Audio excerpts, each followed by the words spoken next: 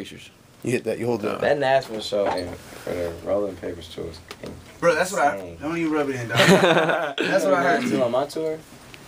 We did a Yes. tour after that. Yeah, we went to Nashville, but it was alright. When? Ralph was there, wasn't he? The No, Finally we Famous didn't tour? go I guess we didn't. Yeah, We didn't go to I guess Nashville on that we tour. did. Yeah, the Finally Famous tour, we didn't even go to Nashville. Yeah, we did Atlanta. All right, we'll knock this out. We got a busy day and shit.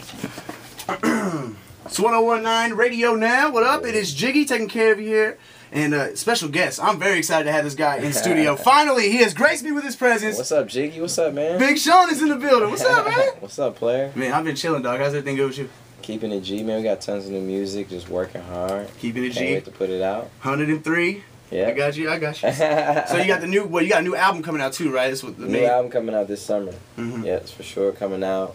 We got the singles almost done. Just gonna make it into a classic, man. It's definitely way better than the first one. It's definitely elevation, progression.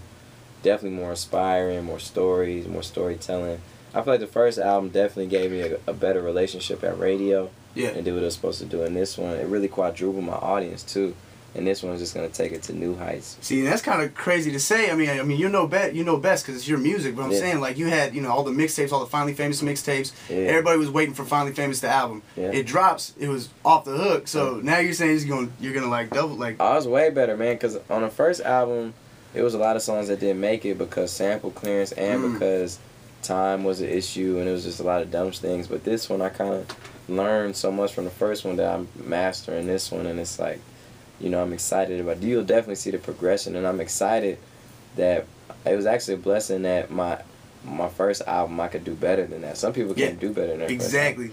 Like my album is for sure, isn't it? It's already better than the first one. Way better. But it's close to done, or it's pretty much done, or what? Yeah, and it's more songs too. It's gonna be great. I got you. See, one thing I kind of want to touch on. I know you've been asked this a lot, and you kind of get put through the ringer, but not put through the ringer, but it gets brought up a lot. But I really admire the way you were discovered, like how you kind of took it upon yourself. You went down to the radio station. Yeah. You got to spit for Kanye. Yeah. And the reason I say that is because that's how I got into radio. Like I was rapping and I came up here and I was bugging and bugging and bugging. They played my music a little bit, and I was like, hey, I could do radio for my career. So I've kind of always admired that and thought that was real cool that what I mean, you took that risk and you went up and then it worked out for you. Yeah, I was doing a show every Friday called the Friday Night Cypher. It's like where MCs would battle each other. Yeah. And whoever would win the battles, it'd be like 5 winners. They get to rap one verse on air. And it was perfect because I was selling my CD in high school, like making like $150 a week. So it was like I would have a new CD every semester. So it was like perfect promotion.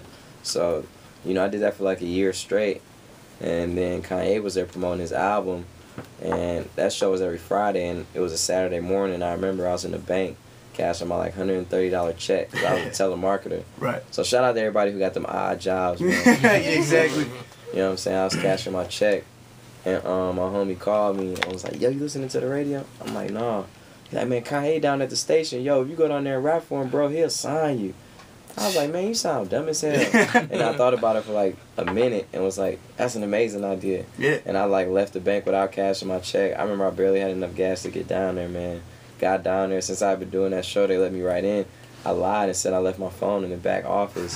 So I went into the back and I knew where he was at. I went in the back and like met him. Told him, you my hero, man. I'm an aspiring MC. I do this show here. Can I rap for you? He was like, I ain't got time, man. I'm busy. And I was like, please, man, I ride to school listening to you. I like gave him a super guilt trip. Right. And he was like, all right, man, you got 16 bars while we walking out the station. Go. And then I ended up rapping for like 10 minutes, man. He was just into it. He just let me keep going. Took my CD and was like, I'm gonna give it a listen. And it took a couple years after that. That was just the initial contact, man. But it's a crazy story. Let me just put this out there, though, too, for all the rappers listening. Just because you guilt tripping to somebody to listen to you doesn't mean they're actually going to sign you. You got to actually be good, too. Yeah. Being in radio, I know how many rappers will come up and like, man, you should be playing this, blah, blah, blah. You got to listen to it, and you put it on, it's just like, you have no idea. Yeah, exactly. So. Yeah, man. So that was a crazy story. It goes on and on. I'd be up here talking for hours. But it goes on and on, man. And, a few years later, after going through, like, so many things, stuff started picking up, man. And it's just a testament to, like, when you believe in yourself more than you believe in what you see with your own eyes, and, when you believe in your heart, that's when your world truly starts to unfold. Like, you got to understand that the world revolves around you as an individual. It revolves around you. Like, and make your world revolve around you and create everything you want, man. And then that's when you start doing that. That's when you like start living the life you want to live, Right. or the life you make. You know what I'm saying? That's what's up. It's real talk right there. Yeah, it's real You talk. should write a man. book, bro. Put it out there. Maybe one day. How to make it in America. Join Kid Cudi in them. Right. No, but so you've had all the success, and dude, just like the fact that you're getting all this radio play on a pop, like we're a pop station. Wow. You know what I'm saying? So like we're playing ass out the frame. Like, we're playing the remix of Nicki Minaj, which brings me to my next question. Yeah. The video shoot. Uh-huh. What was that like, bro? Man, it was great. You know, you definitely saw her busting it open on the player. Right in front of you, bro. Like just. I was like just taking it all in. It was no, you know, it wasn't no like plan. They didn't tell me that that's what she was. She didn't know either. We was Right. just like, that was just how we was. I knew feeling. that video was gonna be like that though, because when I heard her verse on the remix and she's like, "Give me all your money and give me all your residuals," and smacking on my ass, and I was just like, "Woo! Ooh. Give me one chance to slap some money on Nicki Minaj's ass one time." Yeah, I know. I was going in on it. Yeah, that's I was what's up, definitely man. going in on it for sure. It was great. She's a great person. I met her when we was working on My Beautiful Dark Twisted Fantasy in Hawaii, and she was out there, Mhm. and I was out there, and ever since then we just been cool.